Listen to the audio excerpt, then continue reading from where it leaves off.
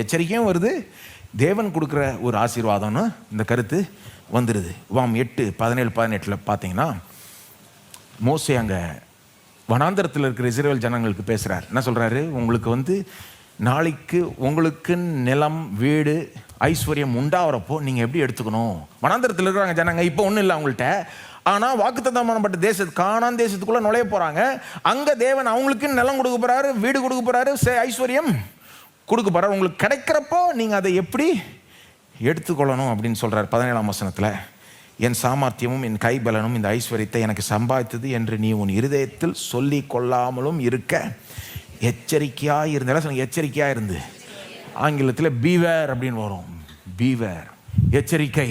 பொதுவாக பீவேர்னா நம்ம எப்படி பார்ப்போம்? பீவேர் ஆஃப் டாக்ஸ், நாய்கள் எச்சரிக்கை, அல்லது எலக்ட்ரிக் ஃபென்ஸ் எச்சரிக்கை. இங்கே என்ன சொல்கிறாரு? உனக்கு நிலம், வீடு, ஐஸ்வர்யம் உண்டாகிறப்போ நீ எச்சரிக்கையாக இரு. ஏன் எச்சரிக்கையாக இரு? என் சாமர்த்தியம் என் கைபலன் இந்த ஐஸ்வர்யத்தை எனக்கு சம்பாதித்தது என்று இருதயத்தில் சொல்லிக்கொள்ளாமலும் இருக்க. நல்ல தேவ ஜனங்கள் ஒருபோதும் வாயை திறந்து என்னன்னு சொல்ல மாட்டாங்க. ஏன் சாமர்த்தியம் தான் இதை சம்பாதிச்சது நாம் சொல்லவே மாட்டோம். ஏன் கைபலன் தான், தேவனுடைய கிருபைன்னு தான் சொல்லுவோம். கரெக்டாக? ஆனால் மோசேக்கு அது தெரியும். அவர் இன்னும் டீப்பாக போகிறாரு. அங்கே பாருங்கள் என்ன சொல்கிறாரு? என் சாமர்த்தியம் என் கைபலனும் இந்த ஐஸ்வர்யத்தை எனக்கு சம்பாதித்தது என்று நீ உன் இருதயத்தில் சொல்லி கொள்ளாமலும் இருக்க.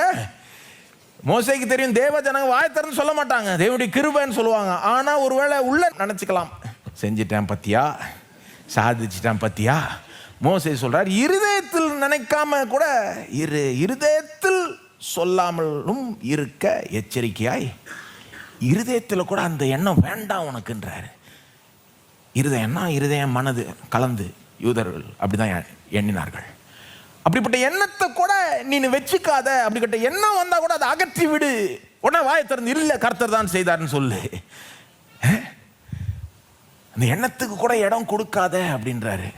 எச்சரிக்கை விடுறாரு பாருங்க. அப்புறம் 18 சொல்றாரு, உன் தேவனாகிய கர்த்தரை நினைப்பாயா. எண்ணத்தில் கூட அதுக்கு இடம் கொடுக்காத.